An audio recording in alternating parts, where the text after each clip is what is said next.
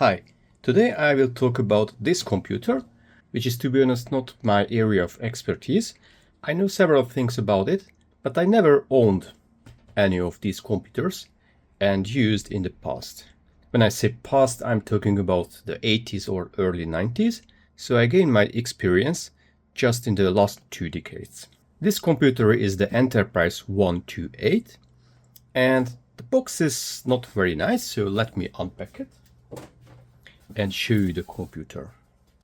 The computer itself is in a good shape. I just need to make it right. Okay, and remove it from the box. First of all, I will talk about the hardware, the video and the sound capabilities, and then I will switch over to the history. I'm swapping my usual order because I want to show you how hardware capability can be a good thing, but if you are too late, then there will be no sales. So let's talk about the machine. The machine itself is, I think, very nice. If I remove this one, then I can show you that there is one edge connector and even more edge connectors. So here you can connect a lot of things. Here you can connect expansion cards. This is a reset button. Controllers, so joystick ports. Then printer. There is a serial. The standard sound and magnetophone output, input, and the monitor. Of course, you can connect it to a television, as usual, and the power. This is what you need. And additionally, there is a cartridge port as well. This cartridge port is very important if you would like to have BASIC. And why not? I have here the BASIC cartridge, so I just need to plug it in here. Yeah, if I rotate it properly. Plug it in here, and that way I have BASIC. The developers made it easy to switch from one language to the other, or even use a new BASIC cartridge. For example, this machine has a German keyboard with umlauts. The standard keyboard was of course English, but as far as I know, several hundreds of these machines were imported to Egypt, so I think they were also labeled with the Arabic letters. The keyboard is really colorful, so we have green, blue, and a red button, and as well as a joystick. So this joystick is quite fragile, but it is in a very good working state. This machine has a sibling which was produced in Hungary. It is called the Videoton TVC. I made a video about this computer. You may find the link in the description. You may wonder what is under the hood, but I won't open this machine simply because it has tons of screws, so I would need to unscrew a lot of small screws and then disassemble this machine, which is not a good idea. Additionally, if you take a look at the PCB, you may find nothing special. It is a highly integrated machine. There is a memory expansion at the right side. This expansion board sits on top of Dave and Nick, the 2 chips responsible for sound and graphics. But let me dive in a little bit deeper. Nick is responsible for the graphics. I cannot tell you all the bits and bolts of the NIC, but let's talk about the standard resolutions. The highest non-interlaced resolution can use 2 colors, and it is able to display 640 by 256 pixels.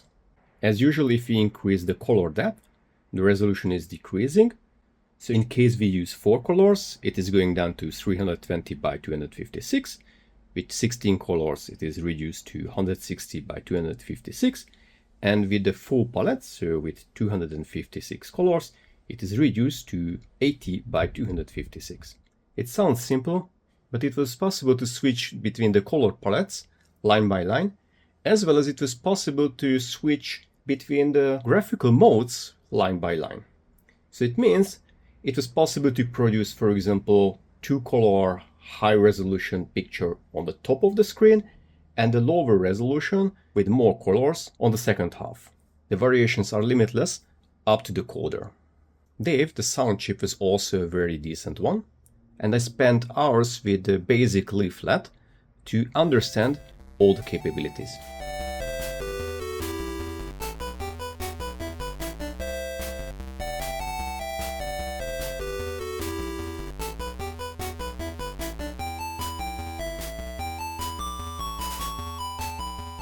To be honest, I think I understand just partially all the capabilities.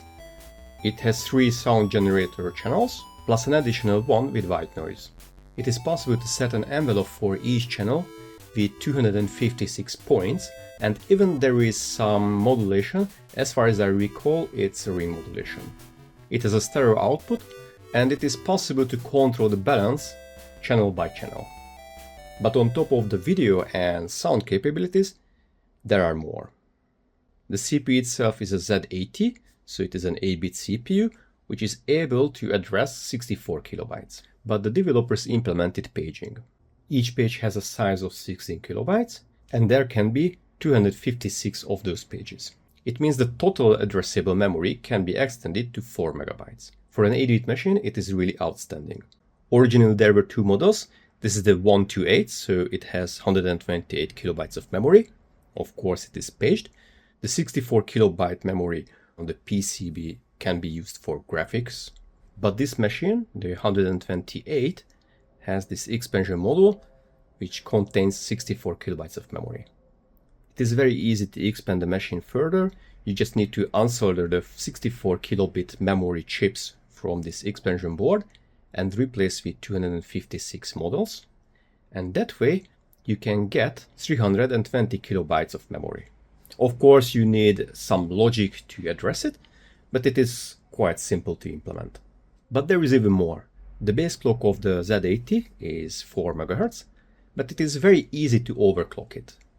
There is a very high chance to get 6 MHz from the original CPU, but I've seen blog entries about how to reach even further overclock. But as you know, the hardware is just one part of a computer. You need software for that. And this is where the problem is starting. The base operating system, because here I can say it had an operating system. It was called EXOS and it was really good. It is easy to add on cards and it is able to initialize them and use them. For example, I have here this EXDOS extender, which adds floppy disk drive. So you connect it from the right side and then you can connect the floppy drive to the enterprise. And that way, this machine can handle MS-DOS compatible floppy disks. Also, it is possible to load multiple programs and those code snippets can call each other. So something like loading libraries or hardware handlers whatsoever. And theoretically, it made it very easy to expand this machine. But this complexity had its cost. And this is where I'm switching to the history. The story starts in 1982, where Locumals, I don't know how to pronounce it properly, but they contacted Intelligent Software. Intelligent Software at that time developed chess computers. The original plan was quite simple: use Z80 because of the CP/M compatibility, make it possible to expand the memory up to several megabytes, and then have a very good graphics and sound. The plan was very ambitious, but at the same time they had not enough experience to execute it. It took around 2 years to finish the hardware development, so they started in 82, but the first 64 kilobyte machines hit the market at the end of 1984, and these machines, so the 128 versions, arrived at the beginning of 1985. They promised an earlier release, and it caused 2 issues. First of all, there was CPC, which released its own computer with similar specifications. Okay, if I compare the 2 machines, the CPC is quite dumb, but their development cycle took just 9 months. Additionally, in 95, the first 16-bit home computers also hit the market. And here I'm talking about the Amiga and especially the Atari ST. The Atari ST was cheap enough and it had an operating system with graphical user interface. It means the original specification from 1982 was obsoleted in 1985. The company went bankrupt in 1986 and the production of these machines were stopped. And this is the point where there are similarities between the Enterprise and the Commodore TED series. If you have seen my previous videos, I already mentioned the Centrum stores and the Novotrade. Novotrade was the company which imported the liquidated stocks of these machines. Several thousand of these machines landed in Hungary. We got both from the German and the English batches. It was no matter for Novotrade. They started to sell it through the Centrum stores. The original price was somewhere around 17,000 Hungarian forints. If I compare it to the C64 price that time, which was 40,000, it was less than half. If I compare it to the average salary, which was around 7,000 forint, then I can say it was around 2.5 times more than a single month salary. These machines were on sale up to 1990, but the price at the end was reduced to 12,000 forints. If I add here the inflation, I can say that it means from 88 till 90, the price was cut to half. The biggest issue of these computers is the software background. Because of the small install base, the developers really left the platform. And here I can repeat myself, there is a similarities between the Enterprise and the C16 and Plus 4. The Hungarian community started to port games to this platform. They took Spectrum and CPC games and they ported those to the Enterprise. Unfortunately, it means that the capabilities of these machines were rarely used, simply because those ports use the graphics and sound from the original game. But there are a few demos and games I can show you, and I think this is the point where I'm switching to those demos and games. I hope you enjoyed this video. Join me the next time. Goodbye.